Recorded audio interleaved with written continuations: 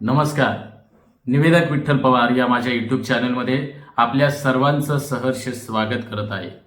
आजचा घटक आहे, अचानक तुम्हाला सूत्रसंचालन करण्यासाठी बोलवलं तर सूत्रसंचालकानं 3 गोष्टी लक्षात ठेवाव्या. तर हा आजचा घटक आहे.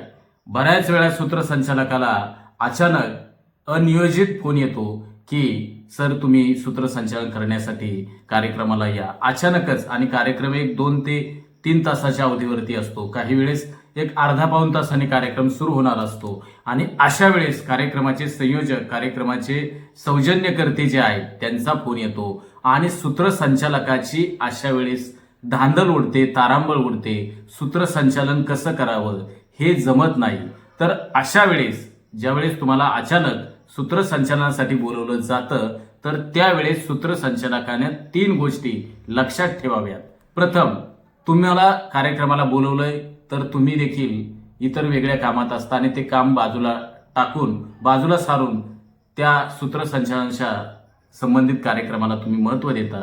संयोजकांनी सांगितलं त्या ठिकाणी तुम्ही पोचता आणि पोचल्यानंतर संयोजक गडबड करतात, कार्यक्रमाबद्दलची माहिती सूत्रसंचालकाला व्यवस्थित देत नाहीत. संयोजकांचा फोन येतो आणि अशा वेळेस सूत्रसंचालकानं नेमकं काय करावं? तर सूत्रसंचालकानं 3 बाबी लक्षात ठेवाव्यात. ज्यावेळेस तुम्हाला अचानक सूत्रसंचालनासाठी बोलावलं जातं, तुम्ही कार्यक्रमाला सर्व आपली स्वतःची महत्त्वाची कामे बाजूला टाकून कार्यक्रमाला तुम्ही पोचत असता आणि कार्यक्रमाला पोचल्यानंतर संयोजक मान्यवर आलेले असतात आणि संयोजक घाई करतात. निवेदक तुम्ही आता बोलायला सुरुवात करा, अर्थात निवेदन करायला सुरुवात करा. त्यावेळेस संयोजकांना तुम्ही सांगा थोडंसं तुम्हाला थांबावं लागेल, कार्यक्रम नेमका कोणता आहे. 1 नंबर, सूत्रसंचालकानं 3 गोष्टी लक्षात ठेवा. त्यातली महत्त्वाची गोष्ट म्हणजे कार्यक्रम कोणता आहे. कार्यक्रमाचं नाव आणि कार्यक्रमाचं स्वरूप संयोजकांकडून सूत्रसंचालकाने माहिती करून घेणं अपेक्षित आहे, गरजेचं आहे. कारण त्यावरच आधारित निवेदन सूत्रसंचालकाला करावं लागतं. मग कोणत्या काव्यपंक्ती वापरायच्यात, कोणता सुविचार वापरायचा आहे, त्या ठिकाणी कोणतं अलंकारिक शब्द वापरायचे, याची जाण सूत्रसंचालकाला येत असते. संयोजकांना निवेदकाने सांगायचंय की तुम्ही गडबड गोंधळ करू नका. एकतर मला तुम्ही अचानक कार्यक्रमाला आमंत्रित केलंय, तरी देखील मी या ठिकाणी आलोय आणि तुम्ही लगेच मला निवेदन करायला सांगत असाल तर तुम्ही काही मिनिटं मला कार्यक्रमाबद्दलची माहिती द्या, त्यानंतरच मी सूत्रसंचालन करण्यास सुरुवात करेन. प्रथम तुम्ही कार्यक्रमाचं नाव आणि कार्यक्रमाचं स्वरूप संयोजकांकडून माहिती करून घ्या. 1 नंबर. 2 नंबर आहे की कार्यक्रमाला कोणते मान्यवर आलेले आहेत.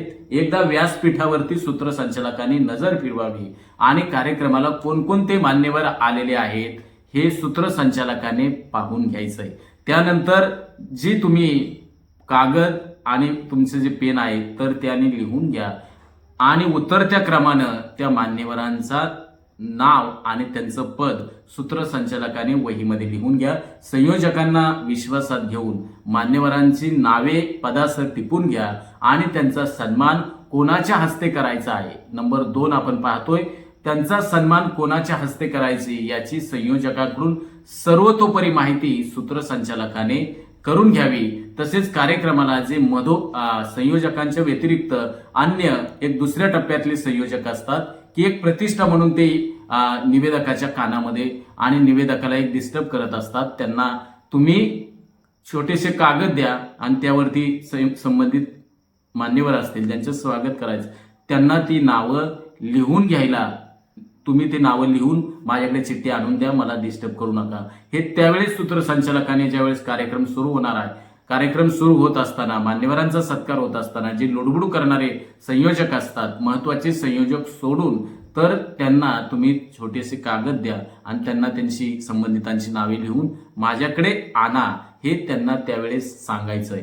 कारण जे मध्ये लुडबुड करणारे जे संयोजक असतात तर ते संयोजक विनाकारणच आपल्याला प्रतिष्ठा मिळावी, आपण देखील या कार्यक्रमाचे मुख्य आहेत, या भावनेतून ते लुडबुड करतात. तर त्यांची लुडबुड निवेदकाने थांबवायची आहे.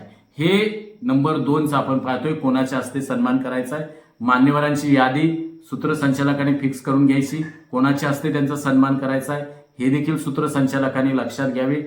हे सर्व क्रमांक 2 मध्ये सूत्रसंचालकाने लक्षात घेणं आणि शेवटी क्रमांक 3 ज्यावेळेस सूत्रसंचालकाला कार्यक्रमाला अचानक बोलवलं जातं त्यावेळेस सूत्रसंचालकाने जे मान्यवरांचा नामोल्लेख सत्कारामध्ये करायचा आहे तर त्यावेळेस त्या कार्यक्रमामध्ये सूत्रसंचालकाने अलंकारिक शब्दांचा वापर करायचा आहे. म्हणजे काय, कार्यसम्राट, आमदार किंवा आदर्श सरपंच अशी विशेषणं त्या नावाच्या अगोदर सूत्रसंचालकाने वापरणं गरजेचं आहे. तर हे नंबर 3 ची गोष्ट आहे की सूत्रसंचालकाने अलंकारिक शब्दाचा जर वापर केला तर सूत्रसंचालन हे फुलतं आणि लोकांना ते मान्यवरांना बहारदार वाटतं. त्यासाठी सूत्रसंचालकाला हे अलंकारिक शब्द आणि त्या शब्द कोणत्या ठिकाणी कशा रीतीने त्याचा वापर करायचा आहे तर ह्याचं ज्ञान सूत्रसंचालकाला असणं गरजेचं आहे. कारण जर वेळ तुम्हाला जर सूत्रसंचालकाला मारून न्यायची असेल आणि अचानक तुम्हाला कार्यक्रमाला बोलवलं असेल तर या 3 बाबी तुम्ही लक्षात ठेवणं गरजेचं आहे. कार्यक्रमाचं नाव, तो कार्यक्रमाचे स्वरूप संयोजकाकडून लक्षात घ्या, मान्यवरांचा सत्कार, मान्यवरांचं नाव, त्यांचं पद आणि उतरत्या क्रमानं त्यांची संपूर्ण नावं टिप्पण करून घ्यायची. आणि नंबर 3 सूत्रसंचालकाने निवेदनामध्ये अलंकारिक शब्दाचा वापर सूत्रसंचालकानं करणं अपेक्षित आहे. या 3 बाबी जर तुम्ही लक्षात घेतल्या तर मी म्हणेल की अचानक ज्यावेळेस तुम्हाला बोलवलं जातं तेव्हा सूत्रसंचालकाची त्रेधा तिरपीट होणार नाही तर सूत्रसंचालन छान होईल. तर नवोदित सूत्रसंचालकांना जे अचानक कार्यक्रमाला बोलवलं जातं अशा वेळेस निवेदकाने ह्या बाबी लक्षात ठेवाव्यात. जर सूत्रसंचालकाने संयोजकांना न विचारता संयोजकांच्या घाई गडबडीने जर सूत्रसंचालन केलं आणि कार्यक्रमामध्ये काही अनावधानाने गोष्टी राहून गेल्या तर संयोजक त्याचं खापर हे सूत्रसंचालकावरती फोडत असतं. त्यासाठी सूत्रसंचालकानं या बाबी, या 3 महत्वाच्या बाबी लक्षात जर ठेवल्या तर अचानक बोलवलेल्या सूत्रसंचालकाचं निवेदन छान होईल. एवढंच या निमित्ताने मी सांगतो. आणि आजपर्यंत माझ्या YouTube चॅनलला बांधवांनो आपण सबस्क्राईब केलं नसेल तर आपण सबस्क्राईब करावं आणि नवनवीन व्हिडिओ, नवनवीन अपडेट्स दररोज येत आहेत तर आपण ऑल हे नोटिफिकेशन आपण दाबावं म्हणजे दररोजचे व्हिडिओ आपल्याला येतील. आणि आपल्या व्हॉट्सअप ग्रुपला देखील याच्या लिंक्स शेअर करत चला. तुम्ही सूत्रसंचालन करणारच प्रभावीपणे याची हमी, गॅरंटी मी आपल्याला या निमित्ताने देतो. धन्यवाद.